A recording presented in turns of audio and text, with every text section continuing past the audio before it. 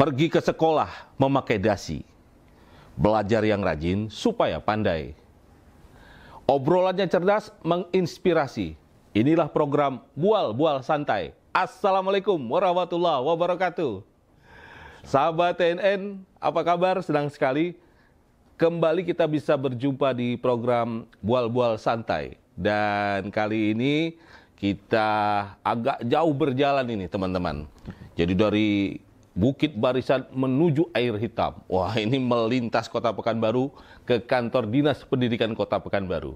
Karena hari ini kita mau bual-bual santai dengan Kepala Dinas Pendidikan Kota Pekanbaru, yaitu Pak Dr. Haji Abdul Jamal, MPD. Salaman dulu.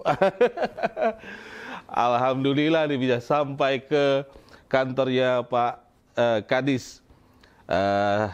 Hari ini kita ingin bual-bual tentang pendidikan nih Pak Kadis, terutama ya pendidikan di Kota Pekanbaru lah ya.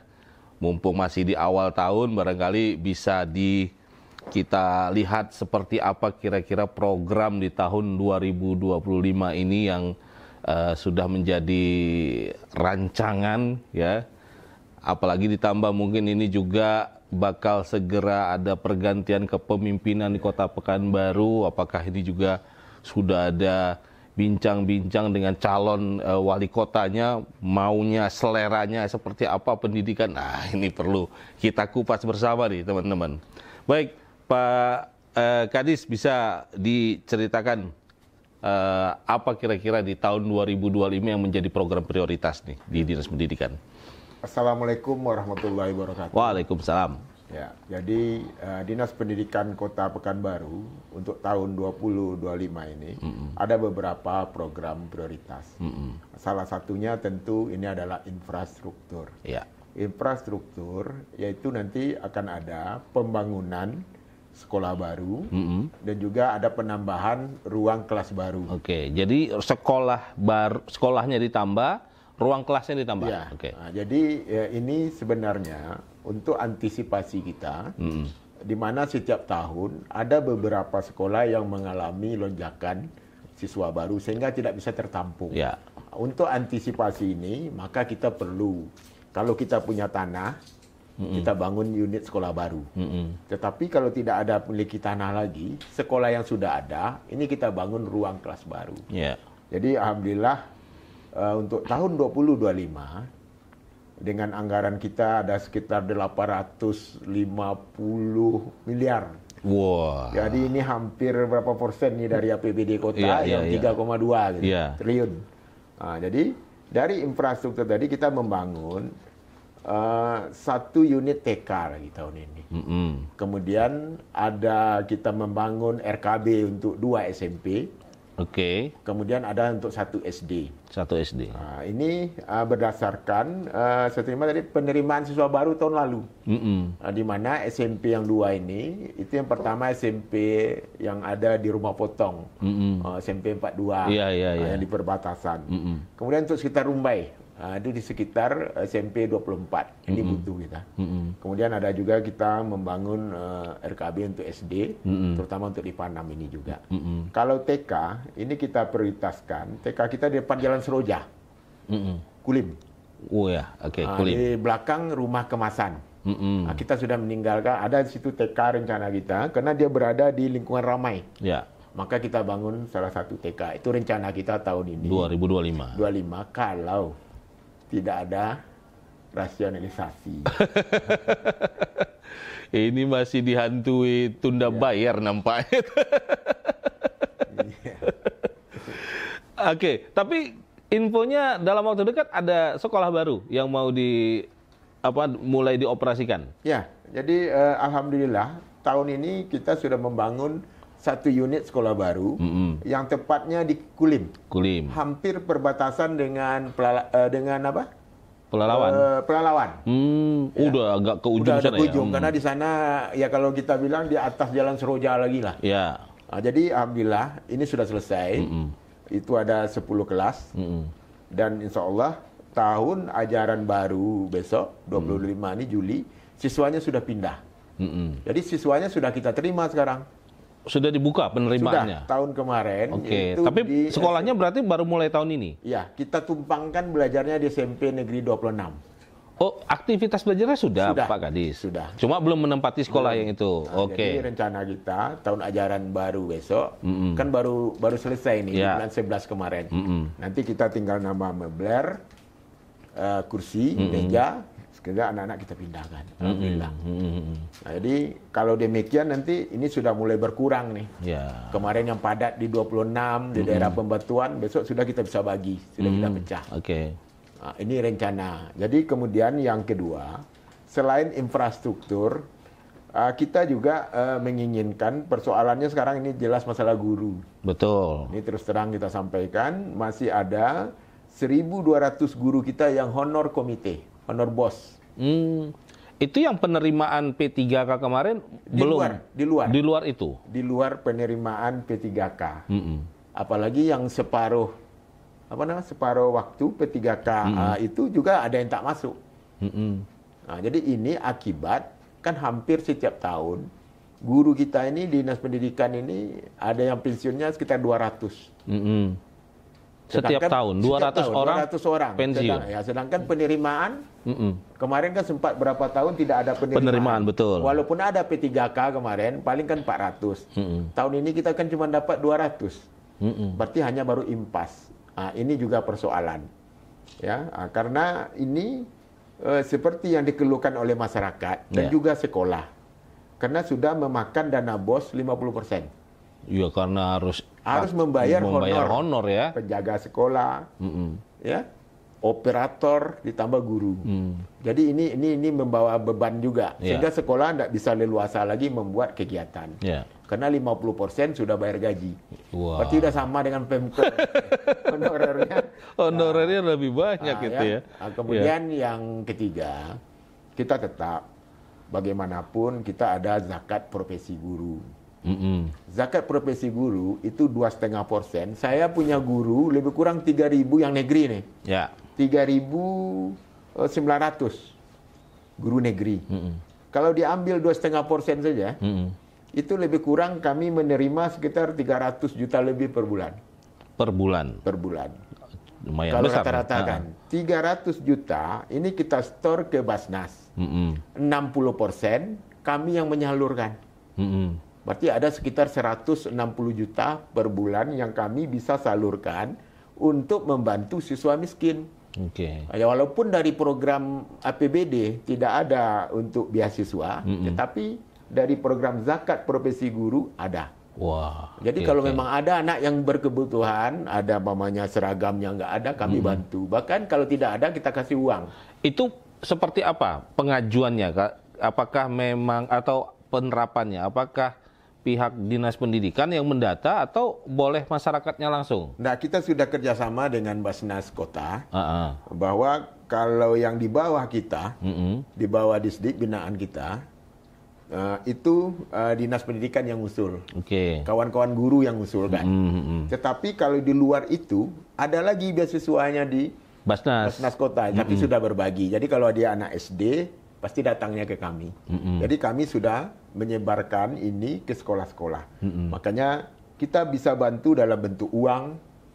Biasanya kita bantu kalau anak SMP itu 1 juta. Ada dalam bentuk pakaian, bisa juga kita bantu perlengkapan sekolahnya seperti tas dan lain sebagainya. Bahkan kalau ada anak itu ditahan ijazahnya oleh sekolah, ada juga kita ini ya. Kita pakai dengan uang itu. Itu yang kita lakukan, sehingga anak tidak ada lagi yang putus sekolah. Jadi memang perhatian kita ada. Hampir 160 juta kami dalam satu bulannya. Berarti bahwa upaya mengurangi jumlah putus sekolah ini dengan adanya program ini bisa semakin ditekan ya. Karena kan memang kalau dilihat, ini saya juga nggak tahu, saya pernah baca beberapa tahun lalu itu kita ini termasuk yang besar angka putus sekolahnya di Indonesia. Itu benar nggak itu? Ya, ini kan jadi polemik juga. Memang sudah terbentuk nama satkernya Pantas, kalau tidak salah saya dari provinsi. Tetapi datanya kan tidak ini. Saya sudah cari. Dia mengatakan ke kita 3.000 ada yang putus sekolah di Pekanbaru. Setelah kita minta by name, by address, supaya kita bisa lacak, tidak jumpa. Nah, padahal kita di Pekanbaru kita sudah ada program. 2 program yang sudah saya lakukan. Ya. Yang pertama, itu ada dulu namanya sekolah marginal. Marginal, ini antara sekolah dengan tidak yang ada di kebun. Sudah saya pindahkan semuanya. Itu kan ada sekolah yang terdekat dengan kantor kita di Jalan Badak. Kan saya pindah itu marginal semua dulu tuh. Kan ada lantai 2 sekarang. Pindah, itu yang pertama. Yang kedua, itu untuk anak pengungsi, migran yang ada di Pekanbaru. Seperti dari Rohingya. Ya, betul, itu sudah kami terima di sekolah negeri. Jangankan anak negeri ini, orang luar pun di sini, seperti saya bilang migran, kita sudah bawa ke negeri. Jadi sebenarnya kalau ada juga anak yang putus sekolah di Pekanbaru, ini karena juga memang dasarnya tidak mau sekolah itu maksudnya. Kami kalau dapat informasi, saya sudah perintahkan sekolah. Artinya kalau alasannya karena ekonomi rasanya sudah sangat sekolah gratis. Sekolah gratis, kan nggak Ya, mungkin kalau gitu uang ya. jajan ya itu urusan orang. Oh iya. Artinya kalau kita SPP, jajan, kita nggak bisa. bahkan seragam itu udah Iya, bisa bantuan kita gitu bantu. ya. Kalau dia Tas miskin sekolah juga. gitu ya. Iya.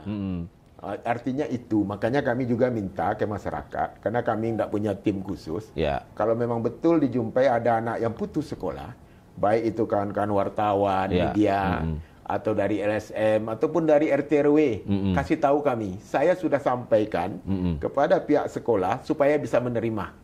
Dan ini sudah kami lakukan. Kemarin ada umur anak 9 tahun yang masuk kelas 1 SD karena baru terdata, mungkin dari kampung. Dia dengan neneknya katanya di sini. Kita langsung sekolah kan.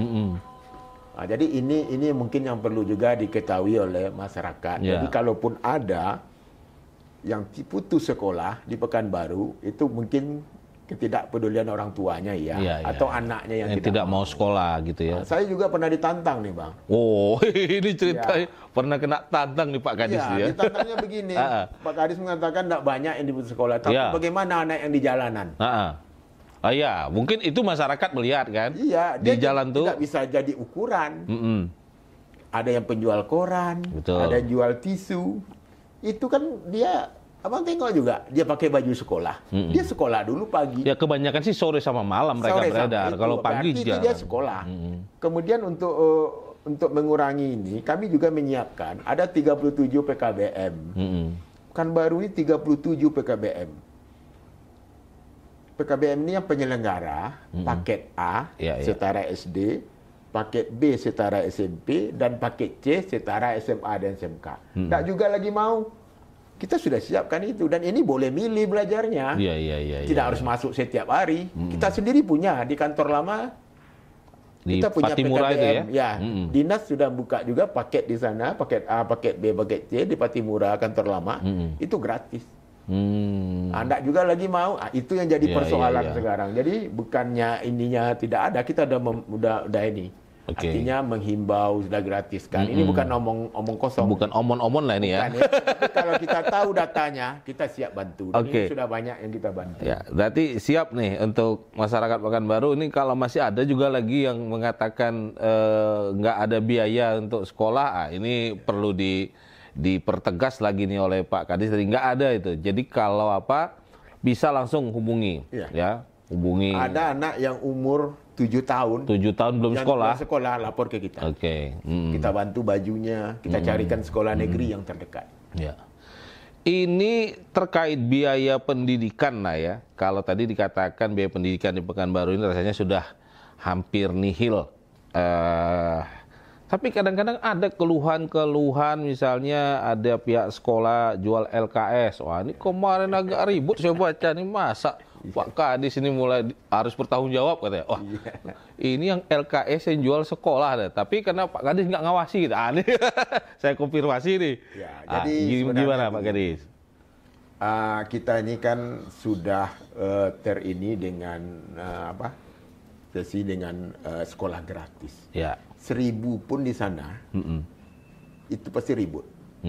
Padahal kita sekolah negeri masih membutuhkan uluran tangan dari orang tua yang mau, ya niatnya mau. Ya. Nah, sekarang ini yang kadang-kadang yang bercerita itu keluar itu ya bukan orang tua, orang lain gitu, yang selalu mengidentikan guru nanti dapat duit, kami juga di dinas dapat duit. Padahal LKS itu lembaran kerja siswa yang berisi materi dan soal. Ya. Sama, ini kan namanya buku sumber belajar. Masa kita sekolah nggak ada ini? Nggak ada buku, nggak ada tapi pelajaran. kita tetap, artinya kita kontrol.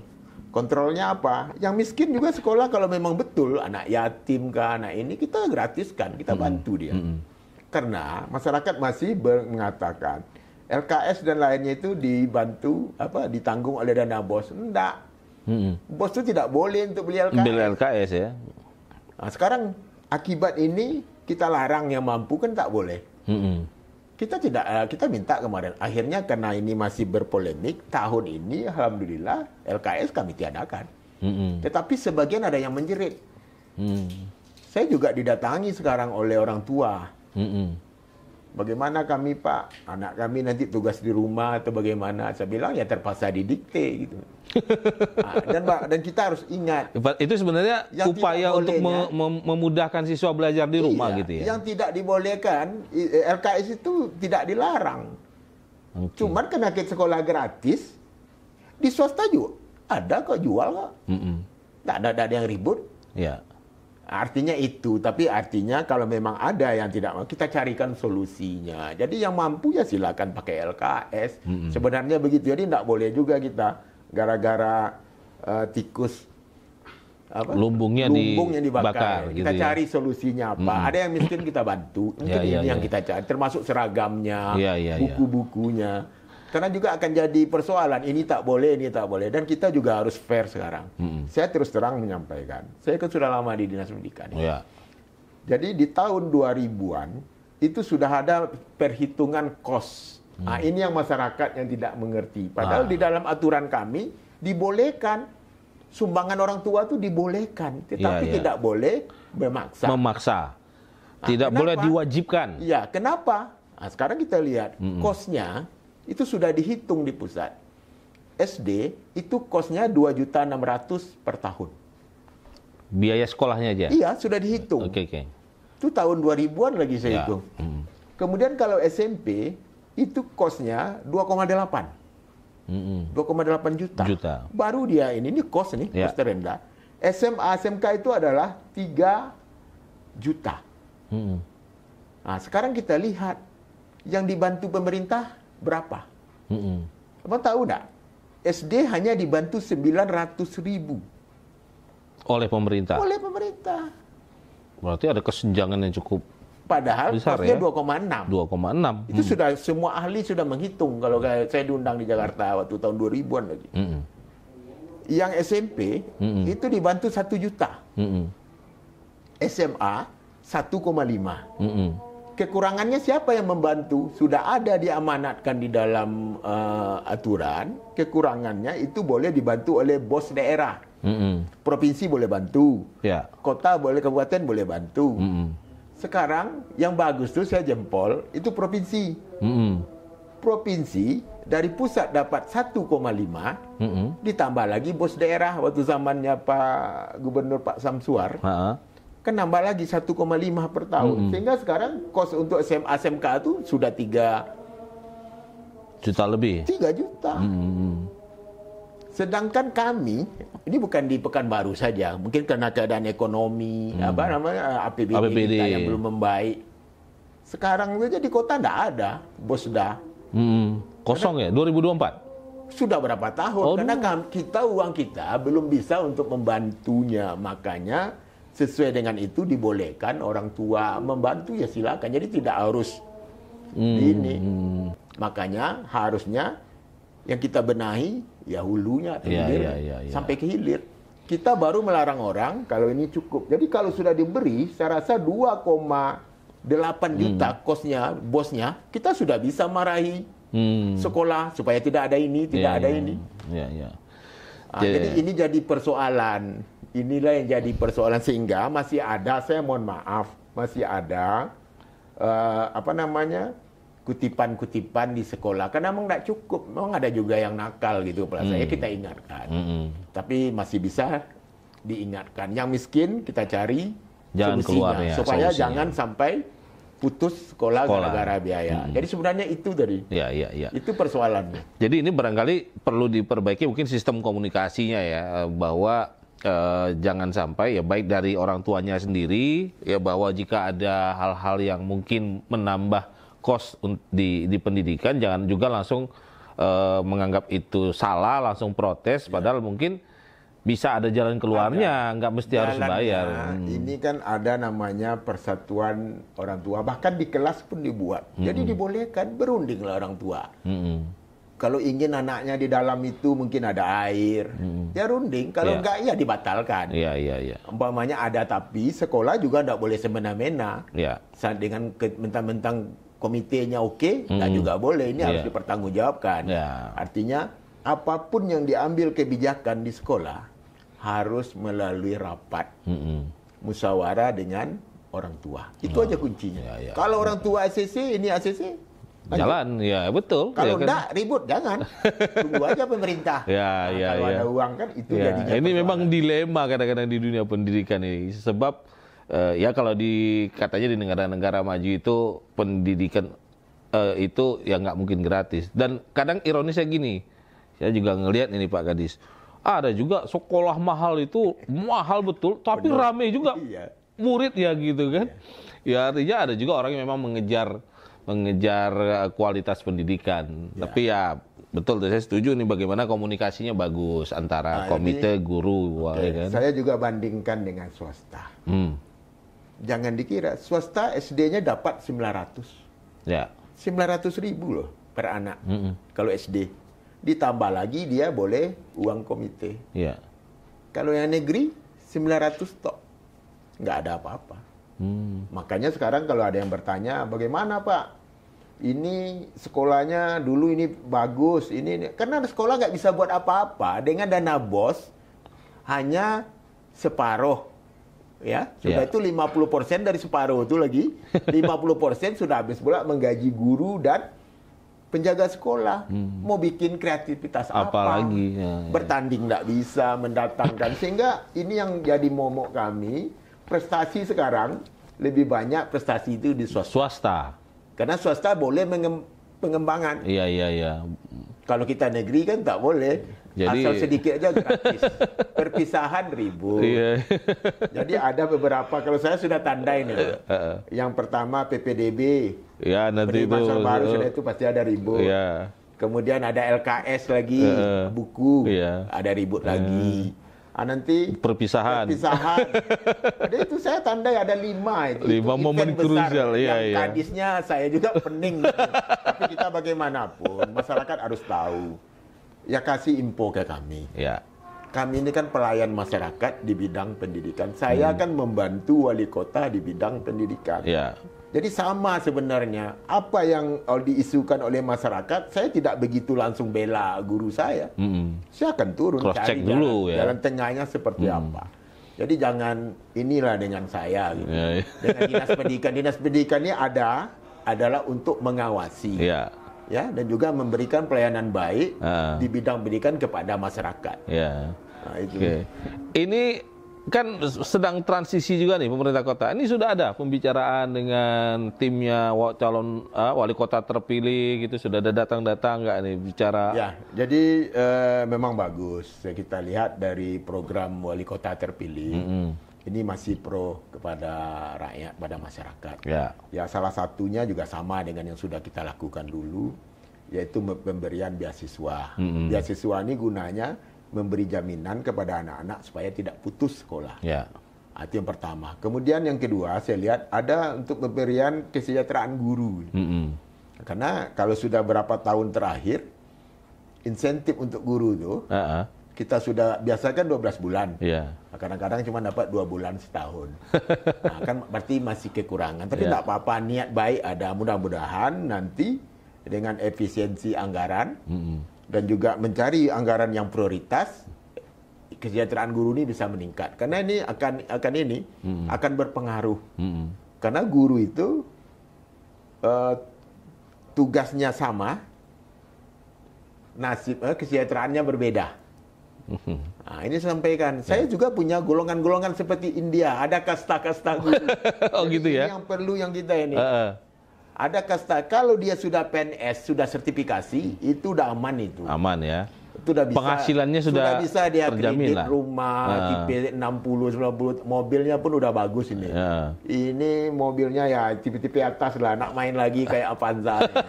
Karena dia sudah sejahtera itu. Kalau itu kita tidak perlu bicarakan. Ada tipe yang kedua, yaitu P3K. P3K ini nggak turun lagi dari situ penghasilannya. Tipe yang ketiga, inilah yang honor. Honor itu cuma menerima 2 juta 1 bulan. Kan tidak ada lagi yang lain. Yang keempat, yang paling menderita adalah honor bos. Honor bos ini dibayar oleh sekolah. Nah, itu pun sudah kita tekankan. Minimal, saya sampaikan, tidak boleh kurang dari 1 juta. Nah, cuman abang kan harus tahu, 1 juta dengan S1, dia kuliah, pergi minyaknya cukup nggak? Beli bedaknya bisa. Macam mana kita menuntut? Jamnya pasti sama dengan yang ini. Kewajibannya sama. Kewajiban sama karena memegang satu kelas, guru kelas, ini guru kelas. Nah, jadi saya bilang yang mana yang akan kita bantu? Yang pertama yang kita bantu kesejahteraannya udah jelas. Ini adalah guru honor komite atau honor bos. Ini yang dulu kita angkat derajatnya. Yang kedua inilah nanti yang honor kemarin kan ada guru bantu, guru GTT namanya. Kita tingkatkan menjadi P3K. Nah, kemudian ini dulu yang perlu sebenarnya kita carikan solusinya. Kalau saya rasa kalau sudah naiklah sedikit, tidak ada lagi. Coba 1 juta dia cuma dapat 1 bulan. Pasti nanti dia akal-akalan juga. Betul. Mana yang terima rapor, siapa yang ngasih nilainya baik, nanti ada juga itu pasti mulailah ada. Ya. Sampai ke sana ya saya kan udah tahu di lapangan, tapi tidak terlalu menyalahkan. Itulah yang persoalan. Iya, harus paham memahami situasi kondisi juga jadinya. Dan ini sudah disampaikan dengan wali kota terpilih.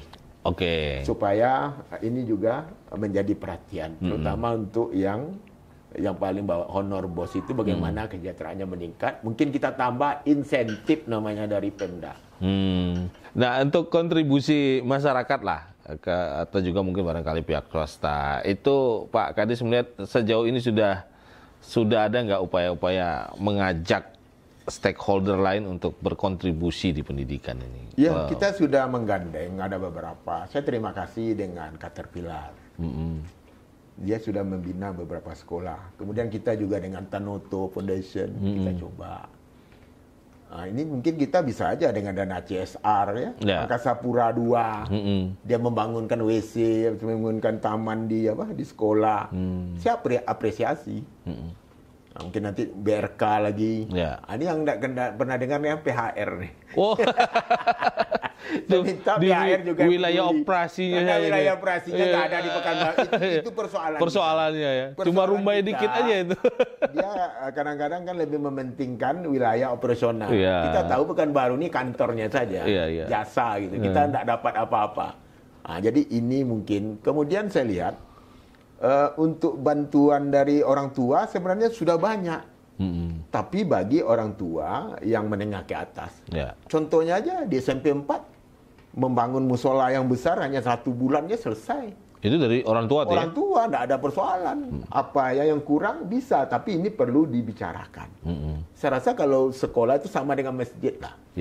Kalau pengelolaannya baik, orang pasti mau. Betul. Tapi cobalah sekali, umpamanya minta bantuan untuk beli kipas. Ya, kan anaknya yang belajar nih, kipas. Tiba-tiba uang terkumpul tidak dibelikan oleh sekolah. Besok tuh paling sulit itu untuk meminta bantuan. Tapi kalau minta sudah rusak kipas, kepercayaan ya. Dipasangkan, nah ini nanti akan banyak. Saya rasa orang-orang kita kan menunggu itu nih. Maka saya bilang ke sekolah, itulah yang utama. Kepercayaan, trust daripada masyarakat ke kita itu harus dijaga. Kalau untuk program secara nasional ini kan menteri baru, kemudian kemarin ada bicara tentang guru nanti nggak dibebankan terlalu banyak. Nah ini kalau yang secara nasional untuk diterapkan di daerah ada kendala nggak sampai sejauh ini? Ya, ada beberapa program prioritas daripada Pak Prabowo, Pak Presiden, termasuk yang sudah dijalankan oleh Menteri Pendidikan Pak Abdul Mukti. Salah satunya makan bergizi gratis. Dan alhamdulillah untuk di Pekanbaru ini tanggal 6 Januari sudah berjalan. Ya, walaupun tidak sampai sekian persen. Ya. Karena laporan ke kami kan ini pengelolaan kan bukan dinas saja, bukan kami. Jadi ada yang mengelola. Badan Gizi Nasional. Ini ada 3 dapur yang ada di Pekanbaru. Ya. Dapur yang pertama itu berada di di belakang pemadam kebakaran.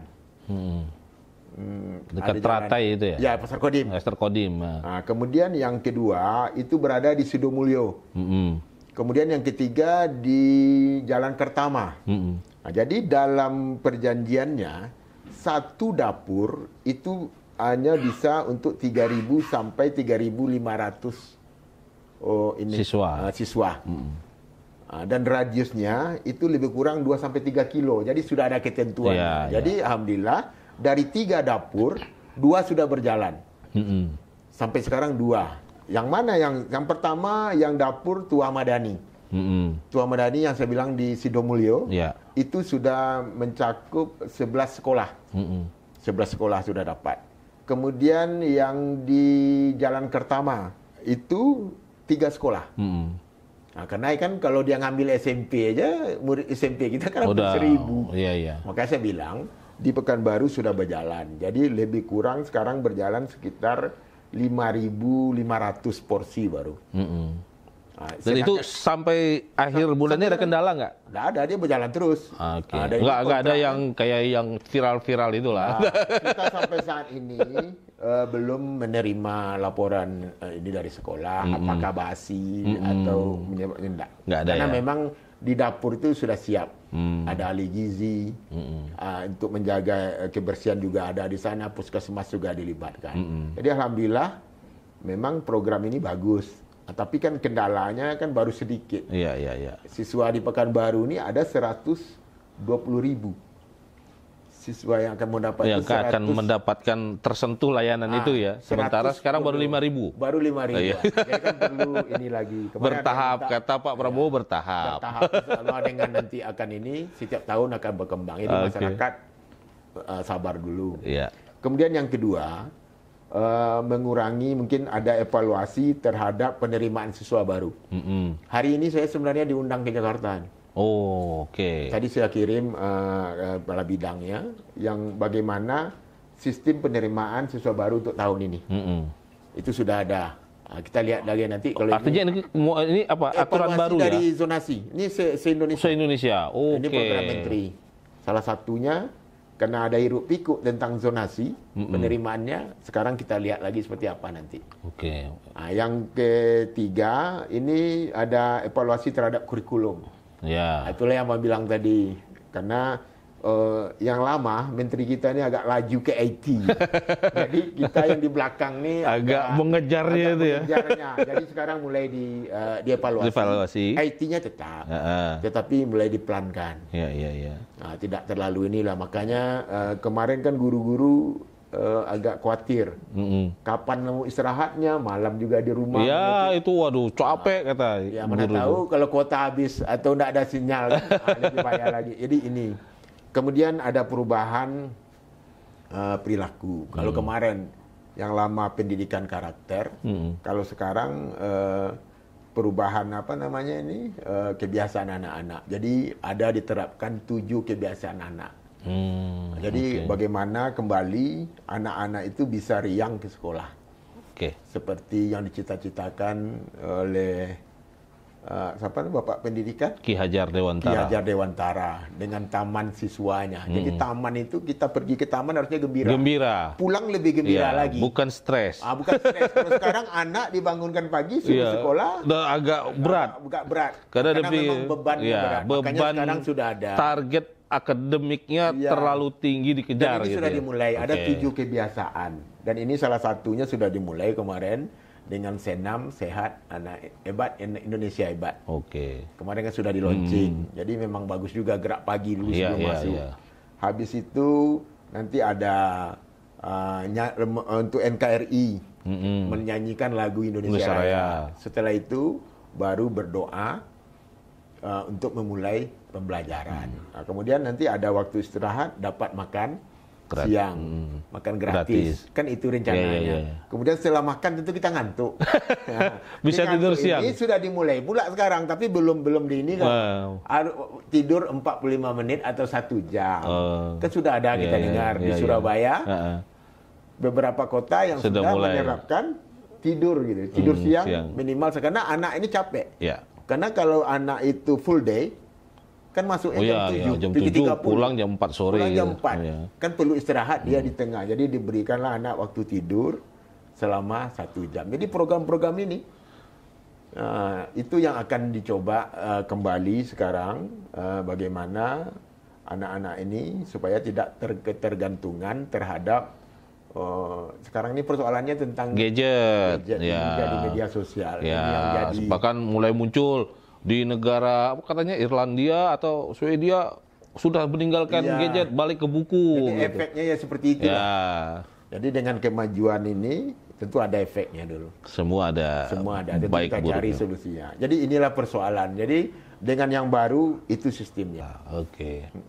Agak apa sedikit lah kita ini ya mendengar informasi dari Pak Kadis ini, kayaknya dunia pendidikannya agak ada kecerahan dari yang lalu-lalu. Tapi apakah ini akan berjalan seperti yang ya dicita-citakan? Apakah konsisten? Nah, ini juga masih butuh waktu kita untuk melihatnya. Tapi mudah-mudahan Dinas Pendidikan Kota Pekanbaru siaplah ini untuk mensukseskan program-program baik dari pusat, wali kota baru gitu ya, ataupun program-program yang sudah dicanangkan ya. Ya, jadi sekali lagi melalui forum ini saya menyampaikan permohonan maaf kepada masyarakat Kota Pekanbaru yang mungkin dalam pelayanan pendidikan ada menghadapi beberapa kendala. Ya. Ya, niat kita ini sama. Jadi kembali ke situ tentu kita ingin merubah. Jadi tolong sampaikan ke kami, mudah-mudahan apa yang diberatkan oleh masyarakat dalam pendidikan, kami bisa mempelajari dan mencari solusi. Ya, luar biasa. Terima kasih nih Pak Kadis sudah menerima kita untuk bual-bual. Ini banyak dapat informasi baru juga. Ya, mudah-mudahan ini juga bisa tadi sesuai dengan program, tujuan program ini mencerdaskan dan menginspirasi Pak Kadis. Mudah-mudahan dari waktu bisa ngobrol-ngobrol lagi ya. Kami siap menunggu. Itu dia. Karena kita belum berbicara tentang prestasi. Oh, belum ini. Ini Dia baru- tetap. Ini yang mendasar. Ini baru preambule kalau di undang-undang itu pembukaan ya kan. Pembukaan, belum prestasi guru. Kalau sekarang kita yang datang, kita besok nunggu telepon Pak Kadis. Siap. Datang kita ngobrol. Tuh kan gitu dia. Ya, terima kasih. Sahabat TNN, demikian obrolan kita di Bual-Bual Santai edisi kali ini. Mudah-mudahan Anda dapat banyak insight, dapat banyak informasi dan inspirasi dari bual-bual kita pada kali ini. Baik, Pak Kadis, makasih ya ini. Terima kasih. Lain kali Sampai kita jumpa. Demikian, Assalamualaikum warahmatullahi wabarakatuh.